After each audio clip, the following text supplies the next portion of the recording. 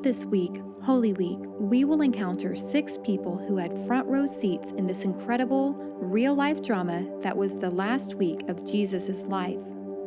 Sometimes this story feels only like a story to those of us who have heard it so many times, but it was real. It was painful and rich and life-changing for generations and generations of Christians after it. But how much more so for those who lived then and loved this man named Jesus. Just as we have found that there are gifts in the wilderness, these people perhaps also found their place in the world, their true calling, as a result of a walk in the wilderness of life. Let us allow these ancient people to call us more deeply into our faith story. After dinner, they went to the Garden of Gethsemane and Jesus prayed.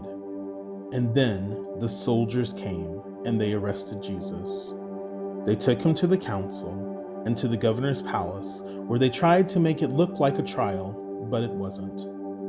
And then, finally, they led him away to a place where criminals were hung always on crosses, so that they would die slowly, painfully. Jesus was hung between 2 other crosses, bandits on each side of him.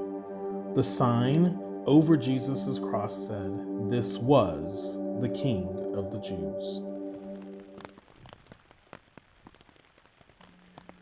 The scene was horrifying.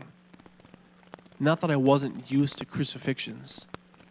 They were the favored way of putting prisoners to death by the Romans. And so I assisted many times. But I heard about this man, Jesus. We thought Barabbas was going to be on the cross, but the crowds had become almost out of control. And I heard that Pilate simply washed his hands of it, sent this one to die just to shut him up. Who knows what these crowds were really screaming about? I mean, there was so much confusion and rumor. No one will probably ever know the truth, is what I think. But when the reality hit his followers that Jesus was really going to die, and they saw him heading to Golgotha with the cross, the horror really began. Even the heavens seemed to be wailing as storms began to appear. It gave me a chill, I'm going to tell you. These are not things I want to tell you.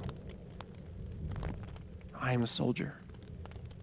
But it is always easier protecting others than protecting yourself.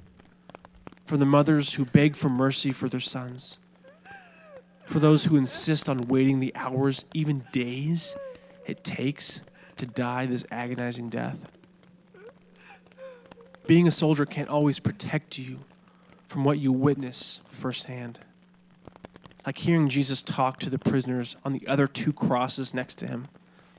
The promise that death is not the end for them. And then he looked at me. He looked right at me and he spoke the words I'll hear for the rest of my life. And the words that mean I can no longer do this job anymore.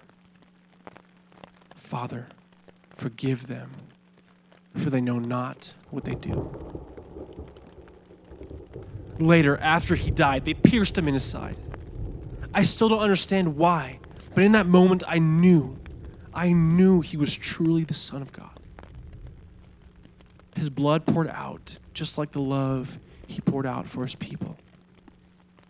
The blood flowed from his side. The blood flowed.